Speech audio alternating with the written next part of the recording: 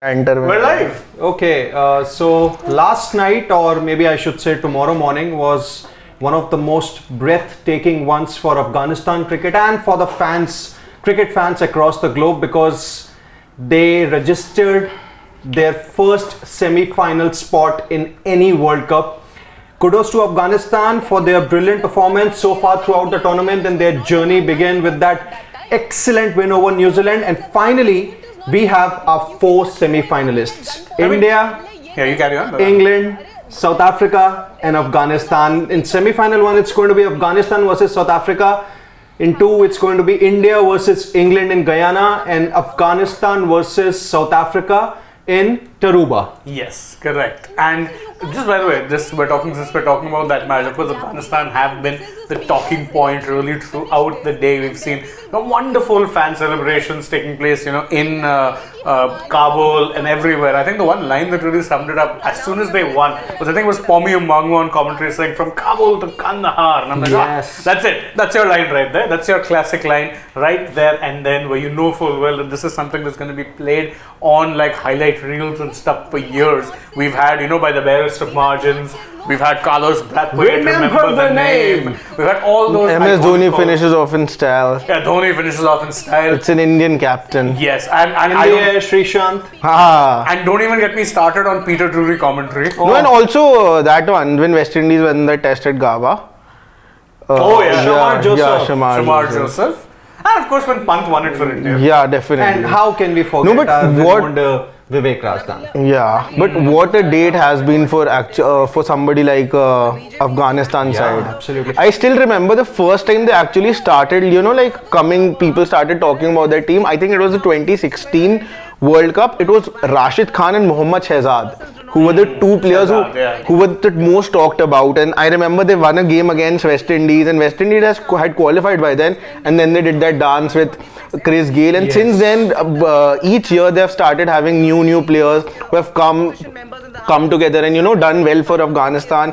And they had already shown glimpses of that they can make it to the knockout stages, to the top four in the 2023 ODI World Cup itself. And this time in T20 cricket, where the margin is already so small, there they have come out and actually done it, beating so many big teams. There's no New Zealand. We were talking about the fact that New Zealand, Australia, and then you have England. All these teams, they have South Africa, India, they have left. They are one of the semi-finalists now, and I just hope that they go on to do even better from here. I mean, even better would only mean making the final, potentially winning it. See, that might be a bit of a winning stretch. to India, I would want. Yeah, might be a bit of a stretch, but I think them even making it to the semis is a feel-good story for the sport of cricket, because again, I think one thing you've really struggled. But don't you think that people will sort of forget the fact that they made it? I remember even Kenya once made it to the semi-final in the 2003 World Cup, but people tend to, not talk about that fact so much. But Kenyan cricket, it kind of fell off a cliff. Yeah, but if Afghanistan go on to win this World Cup from here, which I know could be a very big ask from them, but if they go on to win, then I think it's going to be always remembered. I think in even their if they history. don't win, see, like 83 for India. Their progression has been very solid. That is something that's worth noting, because again,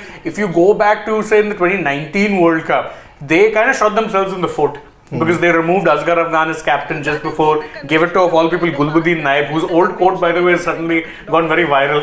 And what was that? Sanam, tumhe bhi le dubenge. About Bangladesh. Before Pakistan. It was Bangladesh. Bangladesh? Okay. So again, that's why it went viral, right? Because Bangladesh, hence the context. That time, they'd had good players even back then. Let's be very clear. A lot of the core was very much same. There was an Asghar, Gulbuddin, Rashid was there, Nabi was there. So all of these players were there. Now, of course, as Shashwat rightly points out, you've seen them grow in stature, because again, 2023, they were one free Glenn Maxwell knock away from making the semis. Let's be very honest. 22 World Cup also, I think they kind of underwhelmed, but there again, you knew that the conditions were a little bit of a, differentiating factor. It wasn't going to be playing to their strengths. West Indies, we knew, would be playing to their strengths. The fact that they could make it through, absolutely amazing. And I think, as I said, it's very ironic the performance had to come against Bangladesh, because Bangladesh haven't regressed, but they just stayed where they are. Afghanistan have shown real progress. They've shown real The other progress. thing why this run of Afghanistan, whether or not they win the World Cup is a different thing altogether. But why I think they will be remembered is because it's that one format. It's not come, let's say, in the WTC where they've, let's say, made it to a semi-final, which I know there isn't one. Yeah. But I'm just saying it's not in one of the formats where they are a team that are in the second run or something like Yeah. that. They're very much part of the big boys, and you know that they play this format very regularly throughout the year. These are players that are in demand all across the globe. 9 of those 11 players you know by heart. It's just a couple of players here and there which end up not being players who you see in the permanent franchise leagues.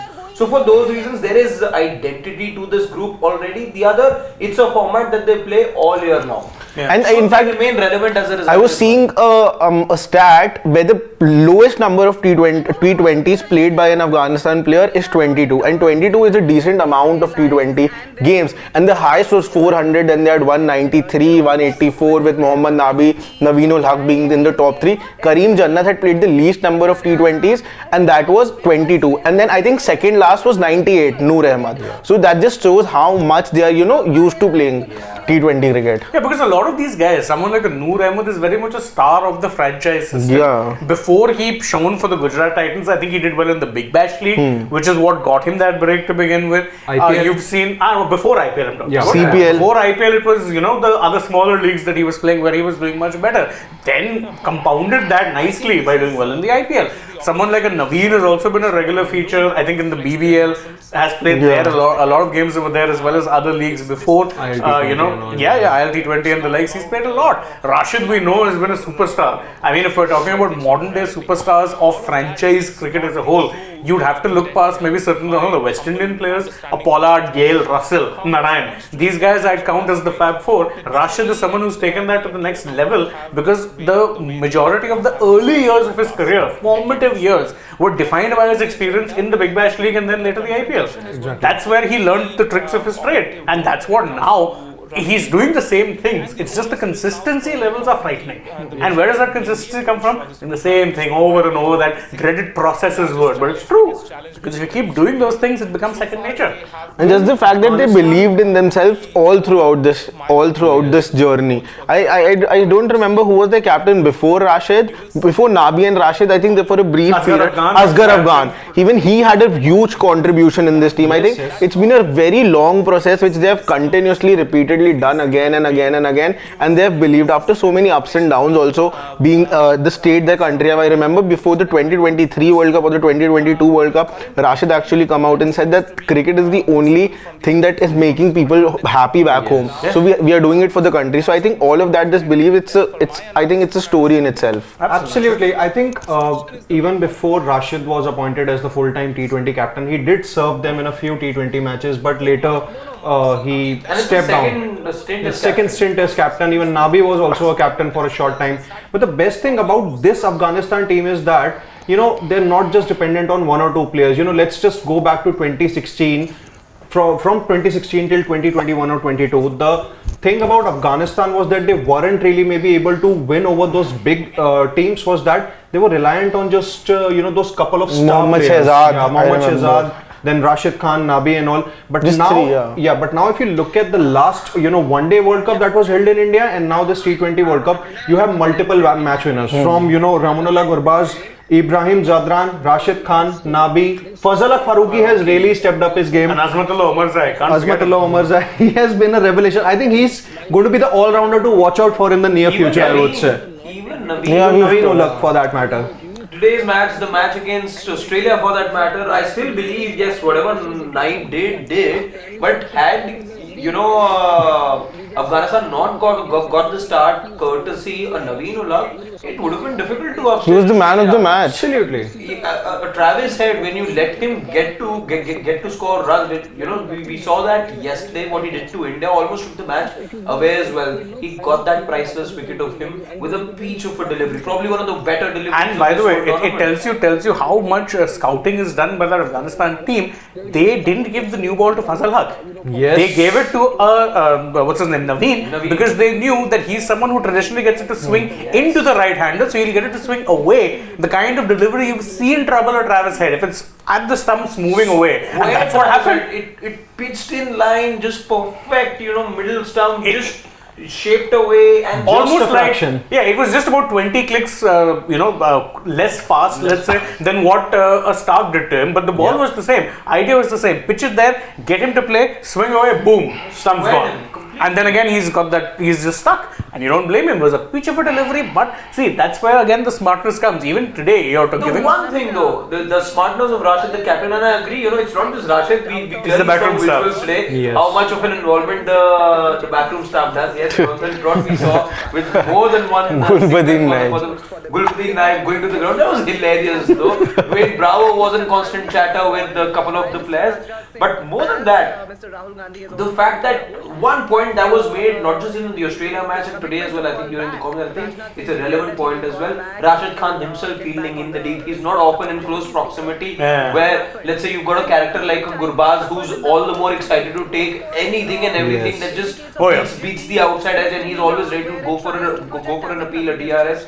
And at times you need to be in close quarters with particularly the bowler and the wicket keeper, so that you're able to command your. But Harshit sir, at times it makes a difference, and I agree. If you play cricket, you do realize that being far beyond the reach at times, in one corner, doesn't always make things easy for you. Probably if you're there in the circle. But that's because of the proximity to the coaches, right? And not He's just in constant chatter with them. and also I feel like that is only possible when you have more leaders in the team who are in the circle. I remember even Virat used to do that in the early stages of his captaincy, and that was, I think, because of the reason that there was an MS Dhoni behind the stump, so good, to cut those angles off. That's the job of the captain. That's what I'm saying. So I've not seen Virat Kohli, I've seen him do that. Jadeja did that, but you know how it worked out for Jadeja. About much, we've not always liked it when these signals have come from the outside. Those actions, those gestures, those moments have come into criticism as well. Just because of Afghanistan, our nation, and Afghanistan cricket right now is in the ascendancy. Nobody is really making a hue and cry about it, because otherwise we've seen in the past how certain boards and certain placards have been hung from the dressing room, and teams haven't been very appreciative of but that. I think as long as it's not against the rules, I think if you're making a hue and cry about it, it's actually your problem, not the opposition's. In today's day and age, and especially with T20 cricket, I see more and more involvement of the dugout, of the coaching staff. I mean, you're talking about this, I also remembered just whilst thinking about it, because you mentioned that, Rashid was often standing in the deep. This year's IPL, Shreyas Iyer was a captain who would stand in the deep a lot. Even Shubman Gill. A lot of catches which I remember, would be Shreyas taking them in the deep. And he was one of the more proficient catchers. And then I'm thinking, okay, that's probably it. Because he wants to be in touch with the dugout. Was that the reason why Rohit was also on the ropes? No, that was a whole different thing. I'm not touching that with a 10-foot rod. Although today is a safe day. There's no Siddharth here. But I think with Afghanistan, it's not just, I think, restricted to this thing. Okay, I'll just give you an example here. You remember that when Eoin Morgan was the captain of the England cricket team, they used a strategy wherein, the coach signaled to him, I think there was a strategic, I think some analyst they had in their team, he used to signal to him 4-digit codes with respect to all the batters who were walking out. So basically, matchups. You can set fields accordingly. So, and this is the same team who had that whiteboard, and they had specific targets written. That was Afghanistan, they were breaking down 50-run targets. Against Sri Lanka in Pune. Yes. So, and actually, Morgan, I think in that regard, now is he's now, in hindsight, will be seen as a very revolutionary captain. Yeah, he started it. Because he for was, KKR. I mean, not just KKR, for England. But I remember he was criticized a lot because KKR wasn't doing well that season. That was 21. Actually, he wasn't criticized, that was DK. DK was... no, even Eoin Morgan was... Under Morgan, you won 6 out of 7 matches and made it to the final. It was under DK. He got criticized for his batting that year. His captaincy was never the issue, but he was a non-performing captain.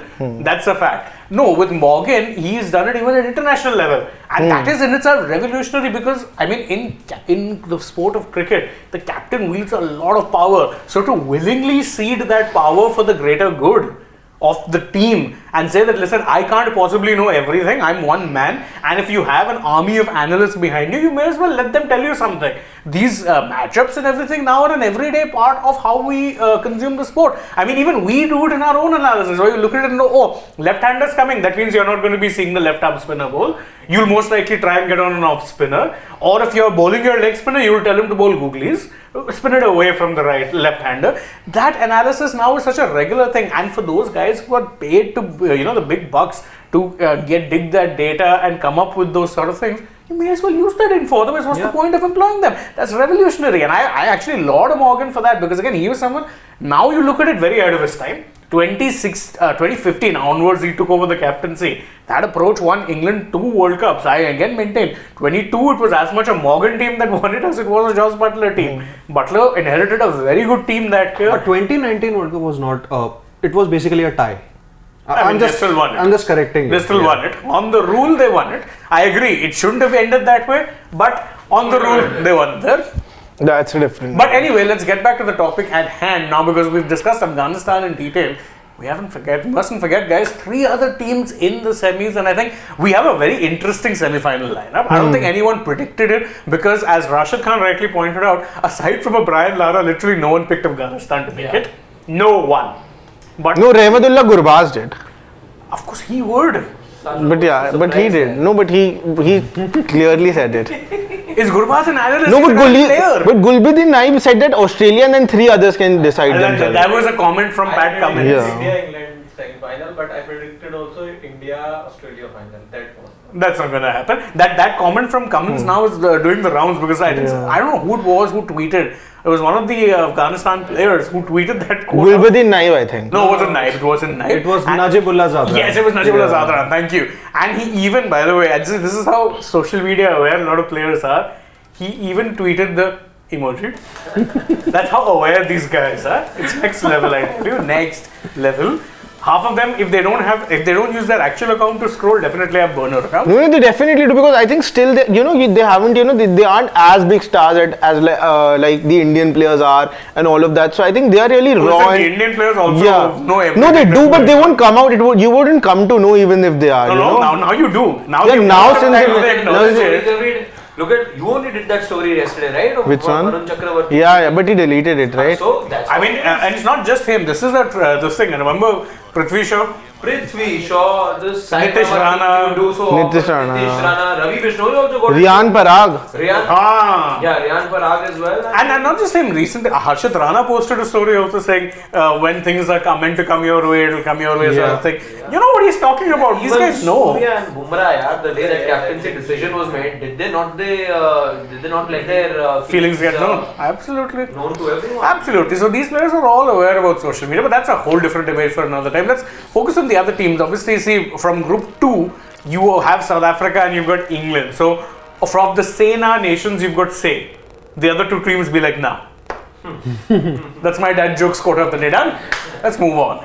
South Africa, England. I mean, see, South Africa, they're one team who a lot of people are very pleased. I think if you're talking about, and I really, I think I speak for a lot of people here, I wish South Africa and Afghanistan weren't playing each other in the semi-final. It would have been so nice to see them both in the final and have a guaranteed first-time winner.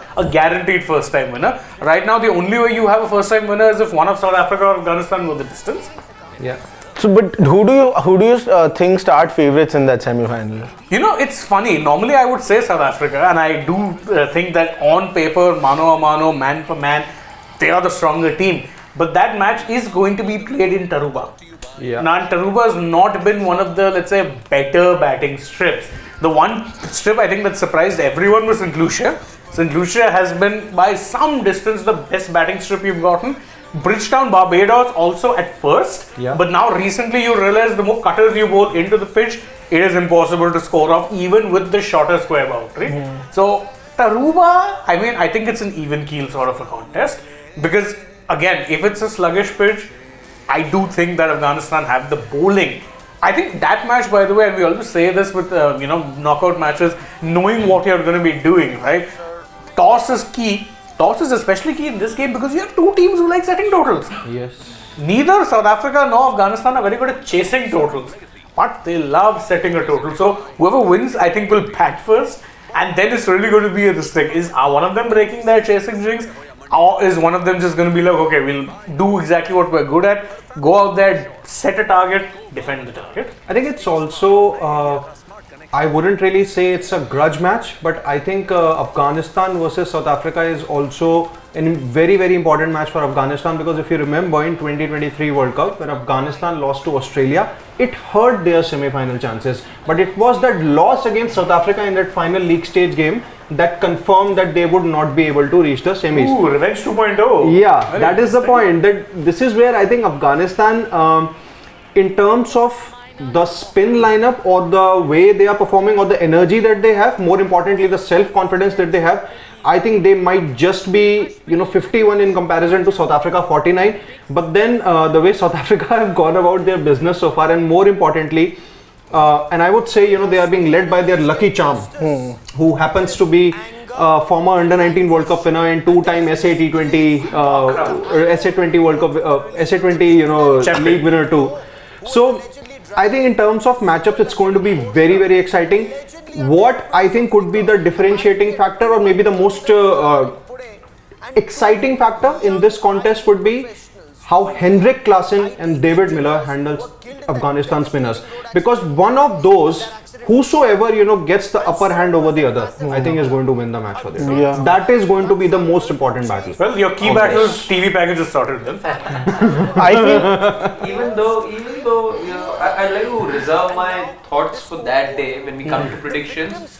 But from the outside now, yes, there is. I think we all sort of have that recency bias, because we've only experienced what we did this morning, and it's not been a lot of time, a little under 10 hours for that matter. Yeah. But I do think, given the journeys that the two teams have had, I know the two big teams, let's look at Afghanistan, the two big teams that they've beaten to get to the semi-finals, Australia and New Zealand. Right? But South Africa, given that the group they were in, there was Bangladesh, if I'm not wrong, there was a Sri Lanka in that group as well, Nepal. and Netherlands too. Yes. Right. Netherlands they've not had good history with. Nepal was a close shave. Oh. Sri Lanka they beat comprehensively, But in 77 terms all of out. but in terms of wickets, because again 77 all out. Remember they chased in like the Yes, 70s. 16.4, yeah. And they were four wickets down. yeah, 12 for 4. So I'm just looking at how the journeys have been for the two teams. And again, if I was to look at how Afghanistan won today, had it not come from the two openers, again you saw a bunch of low scores from the lower middle order, and that's been the thing with them. With South Africa though, and this is where I think the experience might just come in on that big occasion. So to say that, and yeah, the one thing also which will determine ultimately though is going to be the surface as well. What strip do the two teams play on? So even keel, as Shane also said, even keel. But I won't go with the recency bias of it and put Afghanistan ahead. No. South Africa do have the pedigree too.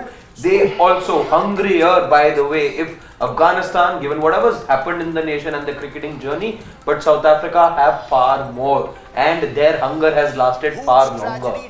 I think for once South Africa wouldn't mind if all the eyes aren't on them. Because I read an interview of Christian Stubbs where he said that we don't care about the outside noise. He was just sipping, I think, that beverage in a bar. This, by the way, I think should apply to the Indian team as Yeah, well. absolutely. Don't think that you are the talk of the town. But As- this time I think that's what is helping them, because there aren't so many eyes on this World Cup in general, and specifically on the Indian team also. And but talking about the South Africa Afghanistan game, I feel whatever I know, we have talked about this fact that South Africa have just gotten over the line, and they will be having that belief in themselves that they can unite and win the semi-final, and it's not going to be the same again, because this time the journey has been different and all of that thing. But I still feel, however much whatever has happened, whatever the journey would have been, somewhere down the line there would be those nerves that would be wouldn't be settled as of now, and even in the semi-final that they haven't as such crossed the line in ICC tournaments. And I think that would be easy. Even if India, I remember in the 2023 World Cup, even the kind of form India was in, there was no chance that India was going to lose. But still we were talking about this fact that that big match pressure and all those kind of thing. So I think that is going to play on South Africa's mind. And I think Afghanistan's story hasn't ended yet. The best thing about South Africa here is that they have won 7 close matches. So that will not. And you I mean, they- I understand. those Yeah, I matches know. in their history. Yeah, I know that is going to be an advantage for them. But somewhere deep down, I'm pretty sure they would be having that pressure. that every team has in any of these big matches. That should not be a But problem. see, Afghanistan doesn't have anything to lose. No, but that's the That thing. is- That's what that is we the- feel. they are the that's only our team. analysis. Do you Yeah. think the Afghanistan players aren't taking the pressure now? They 100% They'll are. have to. If they've reached the semis, they know boss 2 wins. And see, if you want an example of how that pressure can, or how of taking pressure, look at how Bangladesh were playing today.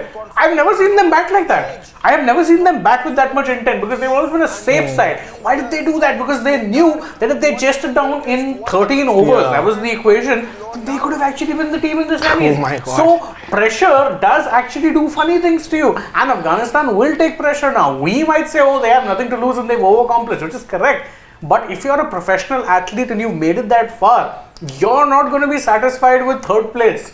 You're not going to be satisfied with not making the final. You're not going to be satisfied with not winning the title. At that point, the goal will be, boss, we've made it this far. One more game, let's win the title. It's going to be like that. So there is going to be that pressure. They may not take as much pressure as South Africa because South Africa have historical baggage of, I don't know, epic proportions. If you're talking about, close game losses in World Cup history, South Africa can have like a whole different section dedicated to them. That I agree. But Afghanistan will be taking pressure.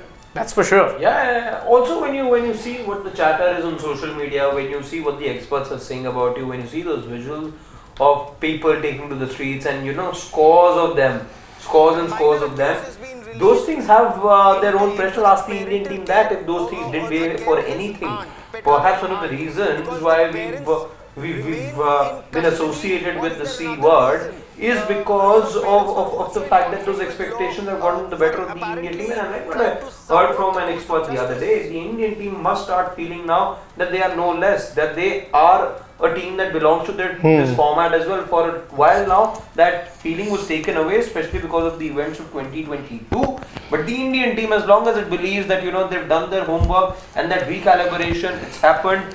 The big players weren't supposed to be here, but they are, and they're walking the talk now. All of that put together, you have to let go of what happened there. Believe that you're no less than the other team. That is what the Indian team needs to tell itself right now, and forget. Yes, 10 years, 11 years, 12 years, those things have been happening now as far as the drought is concerned.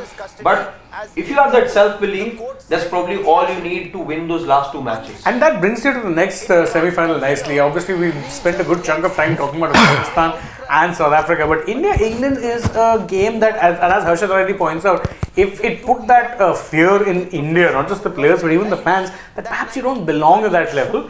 I mean, back to 2 years of the T20 World Cup, you were hit by 2 10-wicket losses. It will demoralize anyone. And that England game, why it hurt even more is because you made it to the semis, you made it to the knockouts, and you still played timid cricket. That's the thing. Against Pakistan, you still had the thing that it was a group stage game and you could have recovered from there. In a knockout, there's no recovery. There, it is simply a case of if you lose, you're out. And that's the beauty of knockouts, is that you have to be playing and giving your all. The England players did that on that particular day. They had their strategies, they executed and went for it. India didn't. Same thing happened in 2023. India played in a shell, they played within themselves. Australia said, no, we're going to go for it. We know what we have to do and we're going to do that.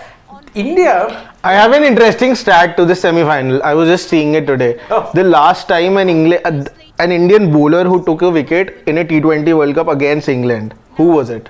Last time?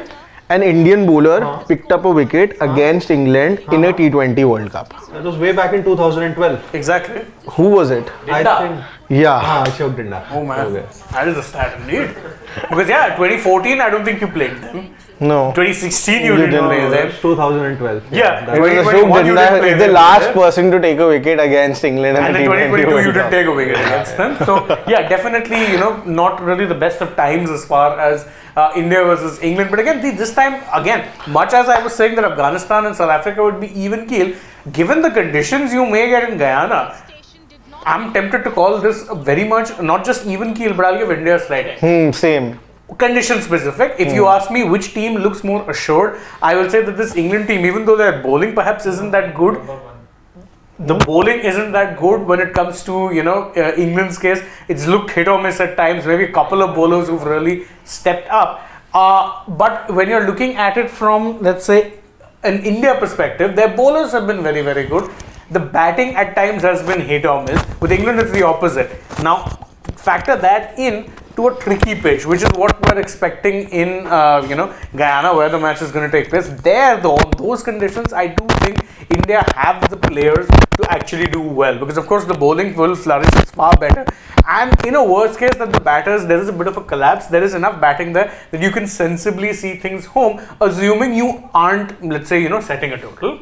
But That's why I think one of the things I feel why England will be more prepared than India for this T20 World Cup would be, obviously I'm like a big fan of India's new attacking approach and team before anyone else is the mantra for the Rohit Sharma led side.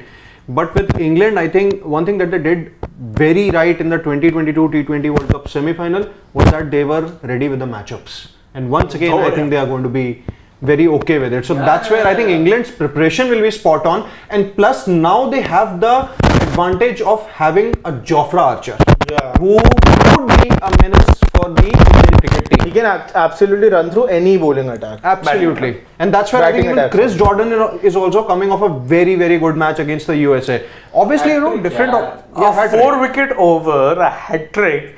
And that too, by the way, he was getting the ball to dance around a fair bit. And the same joke again and again and again. I think, show me audio is okay.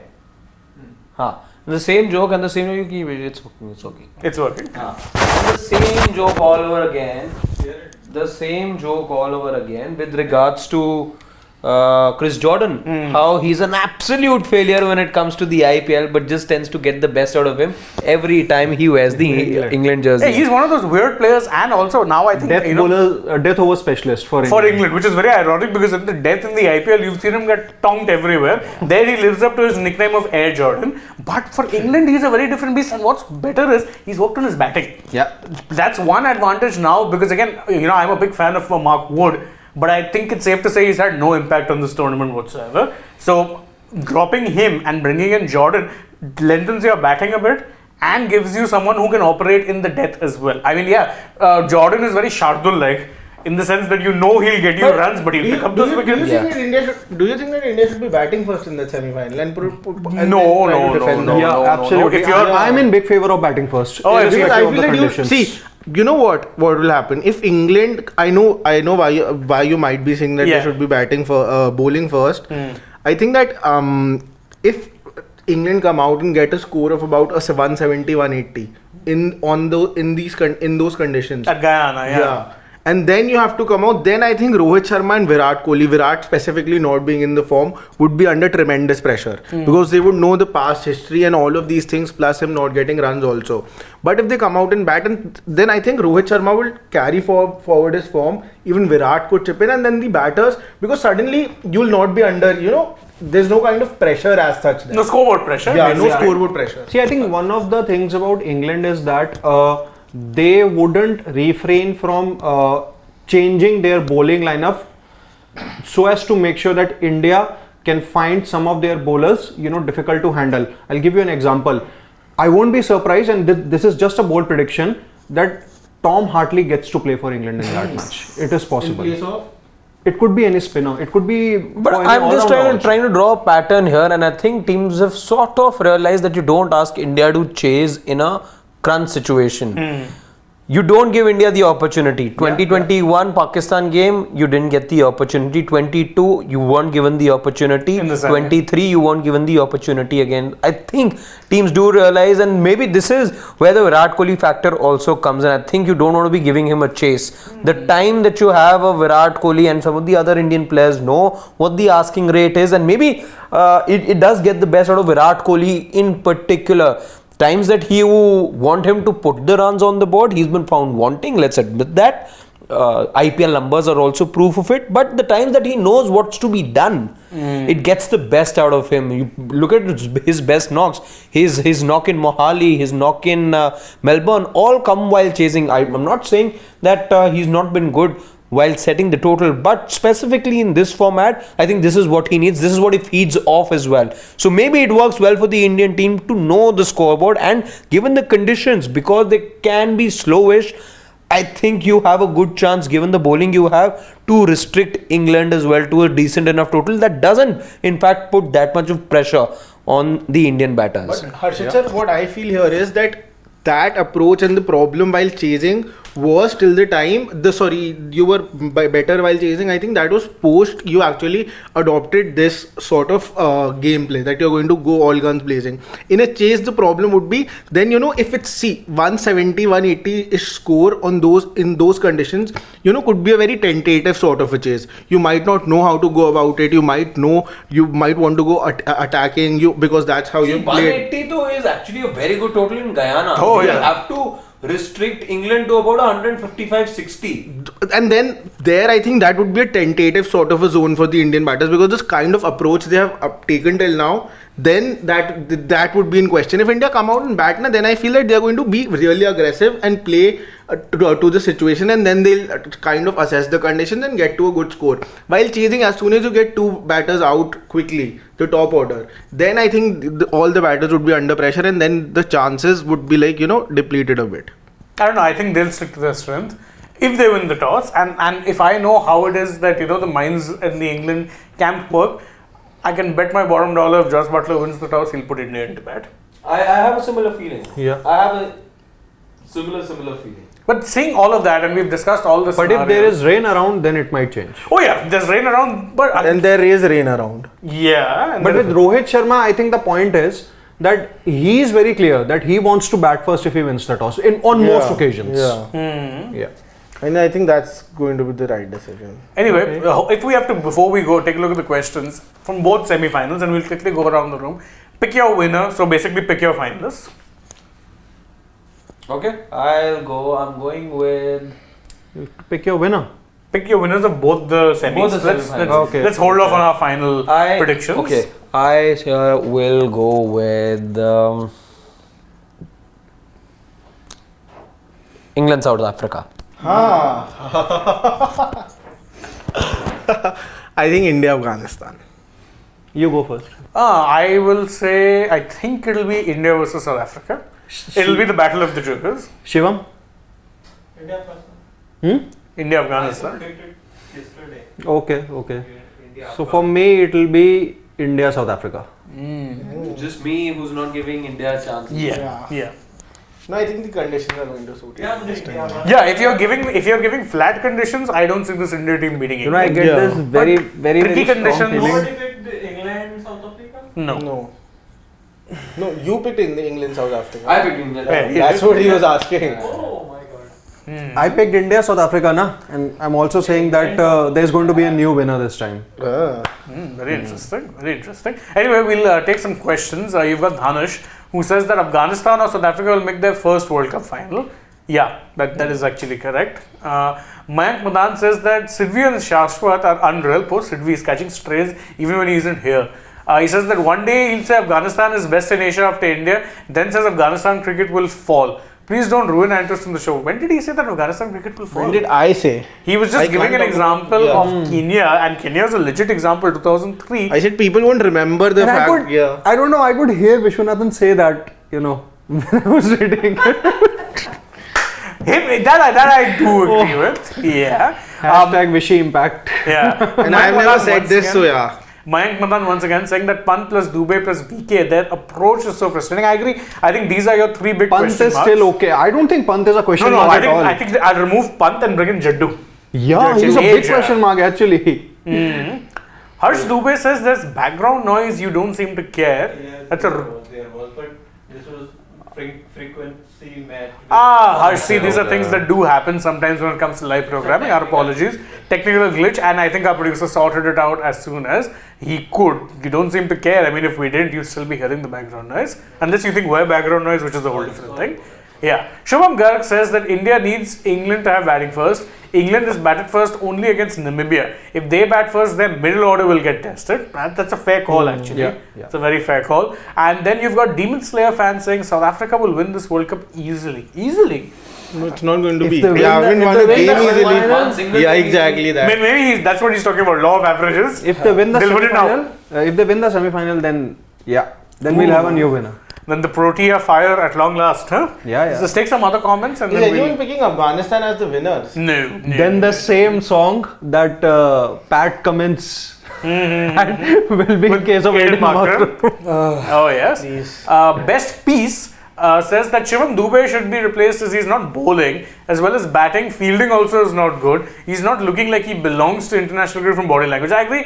Dubey probably has in fact looked, he's looked shaky. Yeah. He has looked shaky. In fact, See, even the as conditions haven't suited him. That's very clear. but if the conditions don't suit him and if he's a one-trick pony, then that also raises questions about whether yeah, he it belongs does, with but that. I see again after the World Cup, you don't know what is going to happen with him. We have seen such players, just come into the side, replacing somebody regular, and then they're never seen again. In fact, as Vikram Talreja points out, says that 43 in last 5, then Weiss and Dubey. Yesterday was a good day for him, still scored, 20. his last 11 of 11 and then got out 2 boundaries on slot balls. He's just a slogger. Sanju on his day would have scored 42 of 22 and big 80s, not a mediocre 35. Vikram, certainly an interesting way of looking at it. And I think Sanju Samson, considering the fact that, Dubey has barely bowled, would be feeling once again, stop the presses. Stop me if you've heard this before. Sanju Samson feeling hard done by in a World Cup year. Only this time he'll be feeling a different kind of hard done by because normally he wouldn't make the squads. Now he's made the squad but hasn't made it beyond the bench. Watching it from 80 yards. Poor guy. Anyway, then you've got Suman Bhanu, who says this last time around we played Liam Livingstone like Murli. Oh. Dubey and Sky are the key here. If they fail in those middle overs, we might find ourselves in a chokehold. Agree. Yeah. Saurav Kumar, and this will be the last one we can take, he says that Afghanistan-India final will be the most one-sided one ever. Yeah, If I it think happens, so. I think No, it's a I one-sided. don't agree with this. No, I don't know. Even I Similar don't match know. that you saw in the Super. See, the Yes, same. favorites might win, but the other team is no less. Anyhow, Against India, you never know, na? yeah. Anyhow, these are our predictions. These are what we've thought. Now you can let us know, your predictions in the comments below. Thank you guys so much for joining us once again for this edition of the Live Dugout. Unfortunately or fortunately, depending on how you're looking at it, there's no match today or tomorrow. But then come Thursday, it's the big day, semi-final day. So we'll be, bringing you everything taking place from that, previews, everything in between. We've got a man, who's already in Guyana. Correct me if I'm wrong. He's already in Guyana. And of course, plenty more coming away from sports today. Now though, from Harshit, Shashwat, Siddharth Gulati and me, it's goodbye, Vanakam, Nandri, Shubhratri, Shabba Khair, Eat your vegetables and over to Sasha. Don't trouble your mother. and subscribe to Sports Today. Someday I'm going to, say something else. Yeah. Mistake. Battle of all mothers. No, not that. Did he say that? No. Sure, We Sarah. told you now who said Bye. that.